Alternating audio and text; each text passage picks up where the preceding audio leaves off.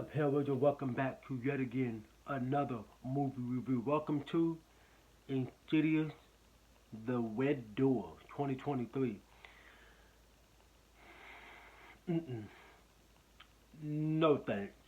I think I'm gonna wrap this review up real quick because I'm so disappointed.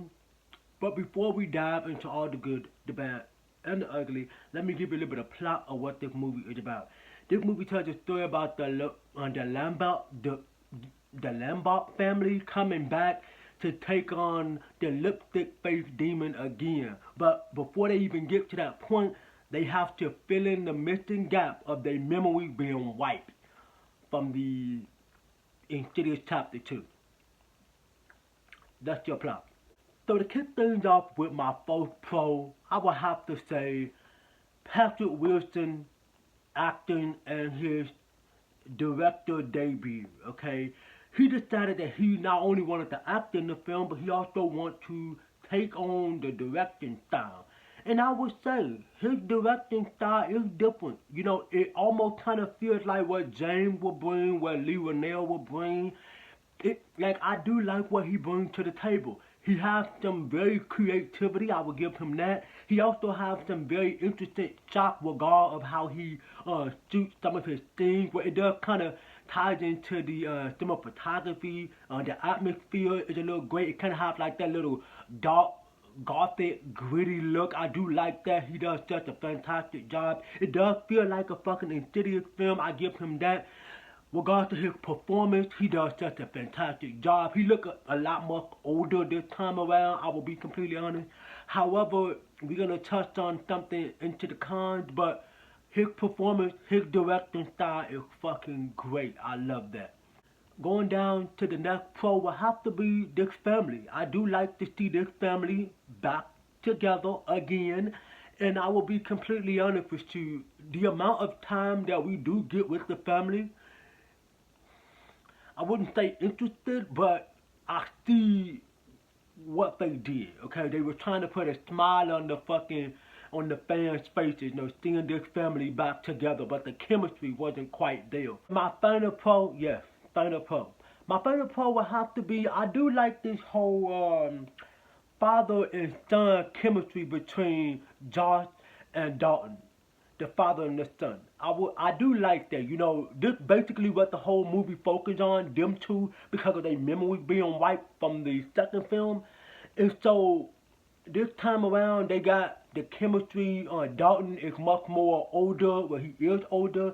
He going to college, which we'll get back to. And then his father have to go to this MRI scans and all that stuff. And then the chemistry that him and his son get together when they come together, it's good. You know, I do like what Patrick brings to those two characters and how he draw it all out. And seeing those two characters, because of the event of the two films, it is good to see that they still kind of have that father-son dynamic that they had in the first two films. Now, moving on into the cons. You know what? This movie is pointless. Oh my god! I really want to like this movie. I really do. I really want to like this movie so bad. But this movie is this movie's pointless. It's absolutely fucking pointless. So pretty much what you have here is a pointless movie to give you the same exposition of shit that we've already seen.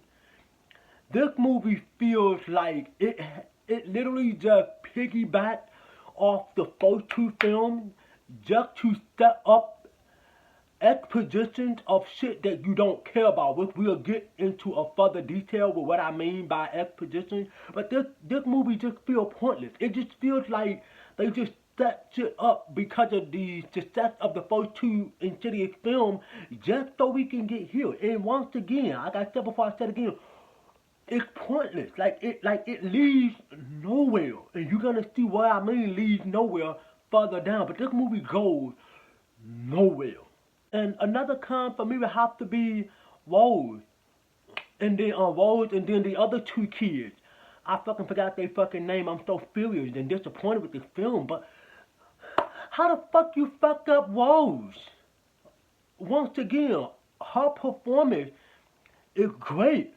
She gives a great fucking performance, but you don't use her. Like, her and the other two kids, you can literally like just like delete them out of the movie, and this movie will be perfectly fine at best. But like, what the actual fuck? Like, I'm watching this movie anticipating to see her on the screen, and you don't really get to see her. She's just there because they want to get this family back together. This movie is a fucking disappointment. Why is this movie so bad? But yeah, you don't use her, and then the other two kids, they show up and then disappear. Like, what the fuck is going on here? Another con for me would have to be, as I said, that the movie was drawn out. So apparently, this movie had the balls to do something that is one of my biggest fucking pet peeves in any movie, is to tell me shit that I already know, that I've already seen, that I already witnessed, that I already like about previous films. So apparently they draw out a bunch of sequences from the first two films that we already know. It's like they're thinking that we have forgotten about the other two Insidious films. And it's like, I'm like, okay, so now you're just gonna spell it out for me, huh? Okay, yeah, so just give me this fucking information all over again. We tell the same fucking story. We do the same jump there, which we'll get back to. And so just to stress out a bunch of shit. So now we got Josh going to college. There's a bunch of exposition of him talking to some fucking girl who her name is Chris in the film, and she basically is the most hyped up character I've ever seen in any fucking film. And you got him going to parties, he fucking doing a bunch of fucking college kid shit, and then you got his dad looking at old ass fucking pictures, got pictures on the fucking windows, something bust through that motherfucker, and it's like a bunch of exposition retelling the same damn story all over again just to set up sequences that lead nowhere. And another con for me would have to be the fact that they completely misunderstood what the Insidious film is. So each one of these films, we get introduced into a new entity, a new ghost, a new demon or whatnot.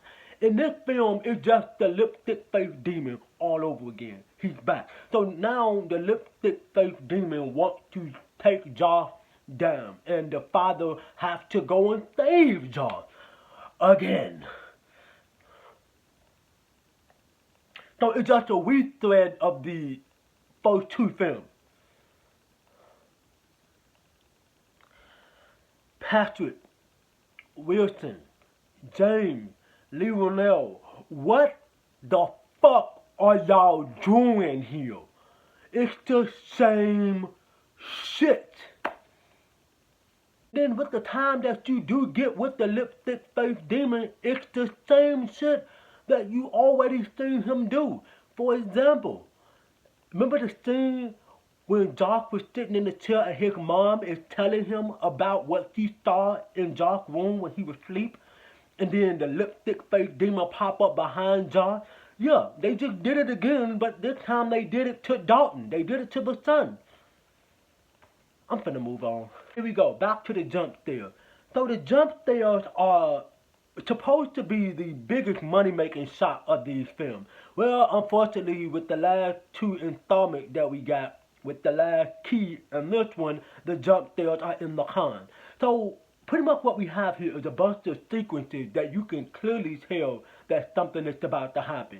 The scene that I talked about specifically, where Josh is looking at pictures that he have on this wall, on this window, and he raised up one picture, and you can clearly see somebody standing by a fucking tree. He put it down, then they buck through the fucking window, and then he turns around after he falls flat on his ass, and he gets up, turns around, and then the same motherfucker that was standing outside is now behind him. You saw this shit coming, because you know what, these jump scares are like so fucking repetitive at this point that I'm just so over it. It's like I can't believe that we're still doing shit like this all these years later, and I just wish it just died the fuck off.